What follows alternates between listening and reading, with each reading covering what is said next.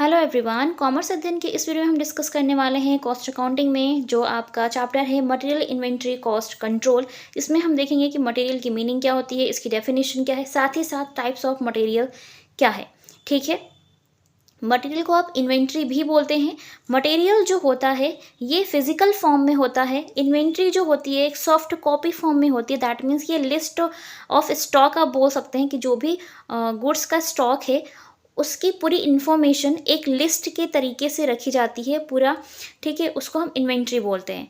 ठीक है, मटेरियल क्या होता है? मटेरियल होता है stock of goods. Goods that means मान लीजिए कि आप कोई बिजनेस कर रहे हैं। ठीक है, अब आप बिजनेस जो भी करते हैं तो किसी सामान को यूज़ तो करेंगे ना, किसी सामान के साथ डील तो करेंगे, किसी प्रोडक्ट के साथ। जैसे मान लीजिए आप पेन का बिजनेस कर रहे हैं। ठीक है, तो ये जो पेन है ये आपका प्रोडक्ट है। ठीक, अब यही पेन आपके लिए मटेरियल की तरह यूज़ होगा। ठीक है, और कॉमर्स की लैंग्वेज में सामान को हम गुड्स बोलते हैं, तो स्टॉक ऑफ गुड्स जो भी होगा आप उसको बोलते हो मटेरियल। क्लियर हो गया बच्चे इतना? फिजिकल फॉर्म में अवेलेबल होता है बिजनेस ऑर्गेनाइजेशंस के पास, बिजनेस यूनिट्स के पास, जब भी प्रोडक्ट को बनाया जाएगा तब या फिर सेल किया जाएगा तब। ठीक है, तो जो भी मटेरियल अवेलेबल है, जो भी गुड्स है आपका, जो भी प्रोडक्ट है आपका, आप उसको बोलते हैं मटेरियल। अब ये मटेरियल किसी भी फॉर्म में हो सकता है। वो रॉ मटेरियल हो सकता है, वो फिनिश गुड्स के फॉर्म में मटेरियल हो सकता है, वर्क इन प्रोग्रेस के फॉर्म में वो मटेरियल हो सकता है। ठीक है बच्चे, समझ गए होंगे। इसकी मीनिंग देख लीजिए यहाँ पर। Inventory refers to all those physical stock of goods which are held by manufacturing or business units in their store for smooth selling of journal operation of their businesses। ठीक है, देखिए बच्चा, जो भी स्टॉक ऑफ गुड्स होता है उसी को हम मटेरियल बोलते हैं या फिर इन्वेंट्री बोलते हैं। ठीक है, सो फिजिकल फॉर्म में अवेलेबल होता है, तो जब फिजिकल फॉर्म में अवेलेबल होगा तो आप उसको मटेरियल बोलेंगे। लेकिन उसी फिजिकल फॉर्म में जो आपका मटेरियल अवेलेबल है आप उसको एक लिस्ट में उसको मतलब रखते हैं, उसका रिकॉर्ड रखते हैं लिस्ट बना करके, तो उसको बोलते हैं इन्वेंट्री। ठीक है, तो इन्वेंट्री क्या है? Inventory is a stock of goods. ठीक है, ये जो भी आपका बिजनेस यूनिट है या मैन्युफैक्चरिंग है उस टाइम पे यूज़ होगा, बिजनेसेस यूज़ करेंगे ताकि जो भी उनके जर्नल ऑपरेशंस हैं वो इजीली ऑपरेट किए जा सके। हमेशा उनके स्टोर में इतना स्टॉक ऑफ गुड्स अवेलेबल होता है। ठीक है, इसी चैप्टर में हम पढ़ेंगे मिनिमम लेवल ऑफ स्टॉक क्या होता है, मैक्सिमम लेवल ऑफ स्टॉक क्या होते हैं, है ना, रीऑर्डर लेवल क्या होता है। ये सारी चीज़ें हम इसी चैप्टर में हैं, तो हम वन बाय वन कवर करेंगे। अभी हम देखते हैं इसकी डेफिनेशन क्या होती है। सो अकॉर्डिंग टू ICMA की हम बात करें तो यहाँ पर जो ICMA के अकॉर्डिंग इसकी डेफिनेशन दी गई है वो है आपका inventory means a schedule of items. Schedule समझते हैं, सूची। सूची दैट मीन्स की लिस्ट। ठीक है, schedule of items held at a particular point of time. तो एक पर्टिकुलर पॉइंट ऑफ टाइम पे जो भी आइटम्स की जो लिस्ट बनाई जाती है, जो उसको शेड्यूल किया जाता है पूरे स्टॉक ऑफ गुड्स को, उसको बोलते हैं इन्वेंट्री बच्चा। ठीक है, सो स्टॉक ऑफ गुड्स जो भी होगा वो इन्वेंट्री कहलाता है, एक लिस्ट के फॉर्म में होता है जब भी। क्लियर हुआ इतना?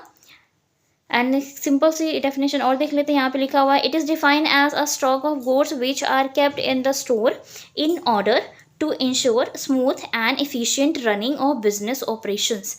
ठीक है, तो यहाँ पर डिफाइन किया गया है कि जो भी स्टॉक ऑफ गुड्स है उसकी एक मिनिमम क्वांटिटी हमेशा अवेलेबल होगी बिजनेस में, ताकि जो भी बिजनेस के ऑपरेशंस है उसको आसानी से ऑपरेट किया जा सके।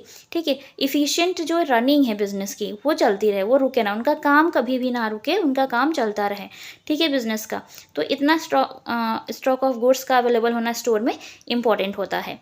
It may consist of raw material, जैसा पहले बताया था कि आपके स्टॉक ऑफ गुड्स में जो आपका स्टॉक है, जो आपका मटेरियल है, वो रॉ मटेरियल के फॉर्म में हो सकता है, वर्क इन प्रोग्रेस के फॉर्म में हो सकता है, कंपोनेंट्स के फॉर्म में हो सकता है, पार्ट्स के फॉर्म में हो सकता है, इक्विपमेंट्स के फॉर्म में हो सकता है, फिनिश्ड गुड्स के फॉर्म में भी हो सकता है। अब आप कहेंगे मैम कंपोनेंट्स, पार्ट्स और इक्विपमेंट समझ में नहीं आया। अब बच्चे जैसे मान लीजिए आप पेन का बिजनेस कर रहे हैं तो ये पेन आपके लिए मटेरियल है। ठीक है ना, अब रॉ मटेरियल क्या हो जाता है, वन बाय वन समझा देती हूँ। देखिए, रॉ मटेरियल दैट मीन्स कि पेन अभी बनकर रेडी नहीं हुआ है, आपने सिर्फ मटेरियल को कलेक्ट करना शुरू किया। अब इसको बनाने में डिफरेंट डिफरेंट मटेरियल यूज़ हुए हैं। इंक यूज़ की है आपने, पेन का ही जो अपर बॉडी पार्ट है उसके लिए आपने प्लास्टिक यूज़ की है, पेन के निब के लिए आपने कोई यहाँ पर ये देखिए निब के लिए यूज़ किया हुआ मटेरियल, तो डिफरेंट डिफरेंट मटेरियल है। तो जब तक वो मटेरियल यूज़ होके एक फिनिश प्रोडक्ट नहीं बनता है तब तक वो रॉ मटेरियल कहलाता है। ठीक है, तो जब ये चीज़ें अलग अलग थी तो ये क्या हो गए हैं, आपके रॉ मटेरियल हो गए हैं। ठीक है, रॉ मटेरियल कहलाएंगे। अब जब वर्क इन प्रोग्रेस, जब काम चल रहा होगा इन मटेरियल को यूज़ करके, तो उसको हम बोलेंगे वर्क इन प्रोग्रेस में इतना मटेरियल है। कंपोनेंट्स की बात करें तो उसके डिफरेंट डिफरेंट जो पार्ट्स हैं वो कंपोनेंट्स की तरह काम आते हैं। अब पार्ट्स की बात करें तो अब मान लीजिए निब बनकर रेडी हो गई है, जिस भी मटेरियल से बनी हो वो बनकर रेडी हो गया, तो ये इसका पार्ट है। ठीक है, इसकी जो रिफिल है वो इसका एक पार्ट है। ओके, अब इक्विपमेंट्स की बात करें तो जो भी इक्विपमेंट्स यूज़ हुए वो भी इसका पार्ट होते हैं। फिनिश गुड्स क्या हो गया, अब ये पेन जब बनकर रेडी हो गया है प्रॉपर, ठीक है, तो आप कंप्लीटली जब ये रेडी हो जाएगा तो ये कहलाएगा फिनिश्ड गुड्स। ठीक है, फिनिश्ड गुड्स वो गुड्स होते हैं जो कि कंज्यूमर के थ्रू यूज़ किए जाते हैं। मीन्स कंज्यूमर को आप सेल कर सकते हो, कस्टमर को आप सेल कर सकते हो, वो प्रोडक्ट क्या कहलाते हैं, फिनिश्ड गुड्स कहलाते हैं। क्लियर हो गया ये पॉइंट। अभी हम बात करेंगे इसके टाइप्स ऑफ मटेरियल की। ओके, तो देखते हैं बच्चा types of material. So types of material की बात करें तो यहाँ पर भी टाइप्स ऑफ मटेरियल को डिफरेंट डिफरेंट पार्ट्स में डिवाइड किया गया है। Material has a following types. So material of raw material की यहाँ पे हम बात करेंगे। सो raw material it has the following 2 types. ठीक है, सो रॉ मटेरियल में भी क्या होता है, 2 तरह के होते हैं, एक होता है आपका डायरेक्ट मटेरियल, एक होता है इनडायरेक्ट मटेरियल। ठीक है बच्चा, अब डायरेक्ट मटेरियल क्या होता है, डायरेक्ट मटेरियल वो मटेरियल होता है जिसको आप आसानी से आइडेंटिफाई कर पाते हैं कि हाँ इस प्रोडक्ट में ये इसका डायरेक्ट मटेरियल है और उसके बगैर उस प्रोडक्ट को बनाना नामुमकिन है। ठीक है बच्चा, तो यहाँ पर इसकी मीनिंग देख सकते हैं डायरेक्ट मटेरियल की आप। So direct material is an inseparable part of produced और मैन्युफैक्चर्ड कमोडिटी।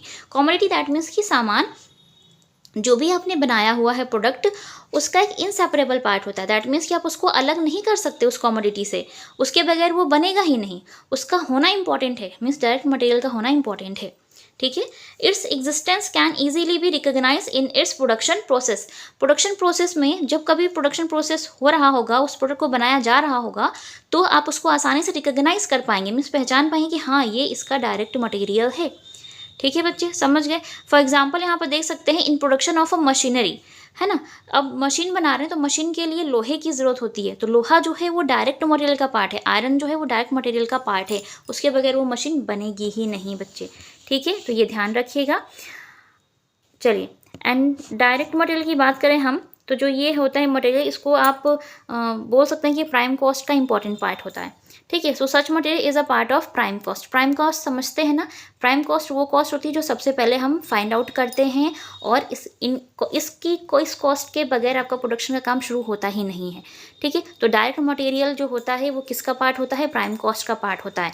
तो हम डायरेक्ट मटेरियल की कॉस्ट को प्राइम कॉस्ट में इंक्लूड करते हैं। ओके, इनडायरेक्ट मटेरियल की अब हम बात कर लेते हैं। तो इनडायरेक्ट मटेरियल क्या होता है, so indirect material is such material whose existence can not easily be recognise in the production और मैन्युफैक्चरिंग ऑफ प्रोड्यूस्ड कमोडिटीज़। ठीक है बच्चा, तो यहाँ पर आप क्या करते हैं, इनडायरेक्ट मटेरियल को इजीली पहचान नहीं पाते हैं कि इनडायरेक्ट मटेरियल क्या है। ओके, एग्जाम्पल के तौर पे देख सकते हैं, in the production of readymade garments thread and stud are indirect material. देखिए, अब आप गारमेंट की बात कर लीजिए, कपड़ों की बात कर लीजिए, तो उसका जो डायरेक्ट मटेरियल है वो क्या होगा, फैब्रिक, कौन सा कपड़ा है ना, उसके बगैर तो कोई कपड़ा बन ही नहीं सकता, गारमेंट्स बन ही नहीं सकते, रेडीमेड गारमेंट्स, है ना। तो जो कपड़ा है वो डायरेक्ट मटेरियल है, लेकिन जो उसमें थ्रेड यूज़ हुए हैं, जो धागे यूज़ हुए हैं, जो सिलाई हुई है ना, जो उसमें टाँके लगे हैं, मोतियाँ हैं, वो सब क्या हो जाएंगे, इनडायरेक्ट मटेरियल का पार्ट हो जाएगा। ठीक है, तो ये चीज़ हो जाएगा यहाँ पे। तो आप उसको ईजिली क्या नहीं कर पाते, पहचान नहीं पाते। वैसे चीज़ें सामने होती हैं, लेकिन जो डायरेक्ट मटेरियल है वो ईजिली आप बोल पाते हैं कि ये ये किस कपड़े का है ना, कॉटन है, टेरिकॉट है। तो जो फैब्रिक है वो हो जाएगा आपका गारमेंट्स का डायरेक्ट मटेरियल, और जो उसके धागे हैं वो हो जाएगा indirect material. And this is a part of a factory cost. और ये फैक्ट्री कॉस्ट का पार्ट क्यों है, क्योंकि ये इम्पॉर्टेंट नहीं है इतना। ठीक है, कहेंगे मैम बिना धागों की तो सिलाई होगी नहीं, हाँ नहीं होगी, लेकिन जो मेन इंपॉर्टेंट पार्ट है, क्योंकि काम तो बिना कपड़े के तो शुरू ही नहीं होगा, है ना। जब कपड़ा होगा तभी तो धागों की ज़रूरत पड़ेगी। ठीक है, तो कपड़ा जो होगा वो डायरेक्ट कॉस्ट है, वो प्राइम कॉस्ट में इंक्लूड करेंगे, और जो धागे हैं उनकी कॉस्ट को किस में इंक्लूड करोगे, आप फैक्ट्री कॉस्ट में इंक्लूड करोगे। ठीक है, इतना क्लियर हो गया। सो यकीन करती हूँ इस वीडियो में आपको मटेरियल क्या होता है, साथ ही साथ टाइप्स ऑफ मटेरियल क्या होते हैं, आपको अच्छे से क्लियर हो गया होगा। वीडियो अच्छी लगी हो, मैं आपको अच्छे समझा पाई हूँ, सो कमेंट सेक्शन में कमेंट करके ज़रूर बताइएगा। वीडियो को लाइक ज़रूर कीजिएगा, अपने फ्रेंड्स के साथ शेयर ज़रूर कीजिएगा ताकि उनकी भी हेल्प हो सके। किसी भी टॉपिक से रिलेटेड आपको कोई भी वीडियो चाहिए तो आप मुझे कमेंट सेक्शन में कमेंट करके बता सकते हैं, इंस्टाग्राम पेज पे डायरेक्ट मैसेज करके बोल सकते हैं। मैं पूरी कोशिश करती हूँ कि जो भी आपके क्वेश्चंस होते हैं उसको, जो भी उसका आंसर है वो मैं दे पाऊँ। सो आज की वीडियो में इतना ही, मिलते हैं नेक्स्ट वीडियो में। तब तक के लिए take care and thank you so much for watching this video.